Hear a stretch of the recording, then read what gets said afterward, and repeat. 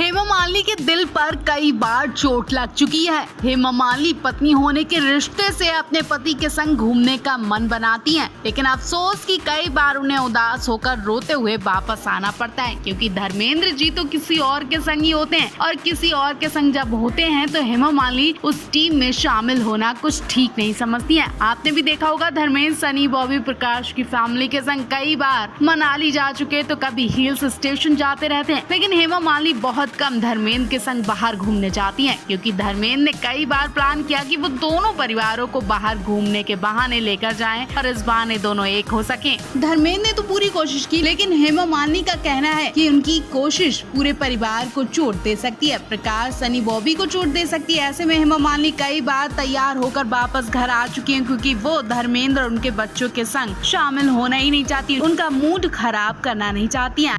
आज हेमा मालिनी फिर से सुर्खियों में आ गई। इसकी वजह करण देओल के कुछ फोटोज हैं। दरअसल आज करण देओल की शादी का पूरा 1 महीना हो गया। इस मौके पर करण देओल ने कल से ही कुछ फोटो शेयर करने शुरू कर दिए हैं। कल करण देओल ने अपने संगीत सेरेमनी के फोटो शेयर किए और अपनी फर्स्ट मंथ एनिवर्सरी मनानी शुरू कर दिया है। फोटो देखते ही फिर से हेमा मालिनी सवालों के घेरे में खड़ी हो गई। फोटो देखते ही लोगों का पहला सवाल यही था कि काश इस दिन पर हेमा मालिनी भी शामिल हो पाती। अब होती कैसे, उनके खुद के बेटे सनी बॉबी ने उन्हें बुलावा दिया होता, तब सनी बॉबी ने हेमा मालिनी को अपने घर की पहली शादी से ही दूर रखा, उनकी शादी में कोई एंट्री नहीं करवाई। इसको लेकर सोशल मीडिया पर काफी बवाल भी हुआ था और जब ये बात धर्मेंद्र के कानों तक पहुंची तो धर्मेंद्र ने हेमा और बेटियों से माफी भी मांगी। 1 महीने बाद फिर से हेमा को टारगेट किया जा रहा है और फिर से हेमा की बेइज्जती की जा रही है, लेकिन हेमा का कहना है कि मुझे मतलब नहीं कि कौन कहां और क्या कर रहा है।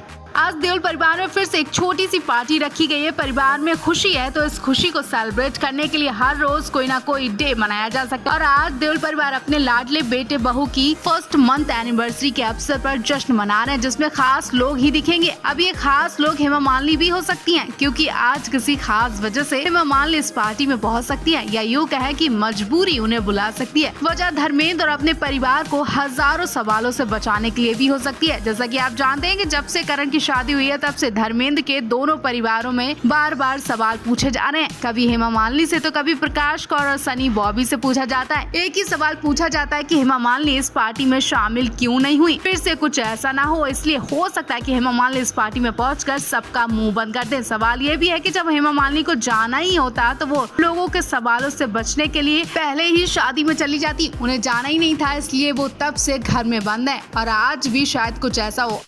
आज देओल परिवार में फिर से पार्टी रखी गई और ये पार्टी देओल परिवार के लाडले बेटे बहू की फर्स्ट मंथ एनिवर्सरी के लिए है। आज फिर पूरा परिवार, खास दोस्त देओल परिवार में महफिल जमाने इकट्ठा होंगे और आज फिर प्रकाश कौर के सामने हेमा मालिनी का जिक्र भी किया जाएगा, ठीक वैसे ही जैसे पिछले महीने किया गया था। मीडिया ने धर्मेंद्र से पहले ही पूछा था कि हेमा क्यों नहीं आई और आज फिर पूछ सकते हैं, और अगर ऐसा हुआ तो धर्मेंद्र का गुस्सा 7वें आसमान पर पहुँच जाएगा, क्योंकि धर्मेंद्र, हेमा, प्रकाश कौर, सनी बॉबी अपने परिवार की बातों को प्राइवेट रखना चाहते हैं। वो नहीं चाहते कि परिवार में किसी को तकलीफ हो, लेकिन जब जानबूझकर उनके परिवार में दखल अंदाजी की गई तो धर्मेंद्र या हेमा अपनी भड़ास निकाल सकती है। हेमा मालिनी काफी वक्त से चुप है, लेकिन अब वो चुप नहीं बैठेंगी। अगर पानी सिर से ऊपर हो गया तो हेमा मालिनी बाट लगाने वाली है।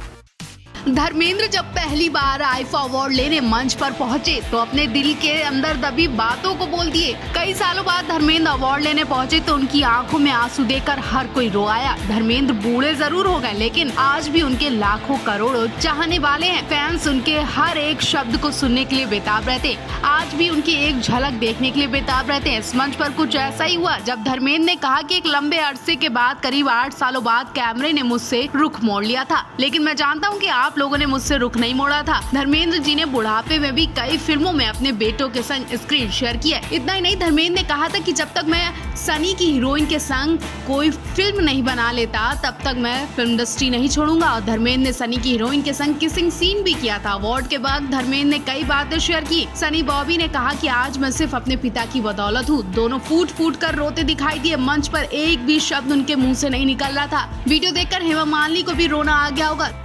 जब हेमा मालिनी को पता चला कि आज धर्मेंद्र जी को आईफा अवार्ड मिलने वाला है तो उनकी आंखों में आंसू आ गए। आंसू खुशी के थे लेकिन बहुत कुछ बयां कर रहे थे और इन आंसू के आगे हेमा मालिनी भूल गयी कि उनके संग उनके सौतेले बेटे सनी बॉबी भी हैं, जिनसे वो 45 सालों से मीलों दूर हैं। हालांकि घर तो बहुत पास है लेकिन दिल इतने दूर हैं कि छाया भी एक दूसरे की नहीं पड़ती है। धर्म जी को अवार्ड लेते देख हेमा मालिनी अपने सौतेले बेटों के सामने उस शो में बैठी जाकर उन्होंने सनी बॉबी के लिए तालियां भी बजाई, सीटियां भी बजाई। 2 साल पहले धर्मेंद्र और सनी बॉबी आईफा अवार्ड के लिए गए थे, जहां सनी बॉबी और धर्मेंद्र ने मंच पर यमला पगला गाने पर जबरदस्त परफॉर्मेंस दी थी। धर्मेंद्र का डांस देखकर हेमा मालिनी इतनी खुश हुई कि वो कुर्सी पर बैठी बैठी नाचने लगी। पति को चीयर अप करने के लिए वहीं से सीटियां बजाई। उनकी आंखों में आंसू भी आ गए। कहीं न कहीं हेमा मालिनी भी देओल परिवार से मिलना तो चाहती है लेकिन न जाने किस डर से वो दूर है।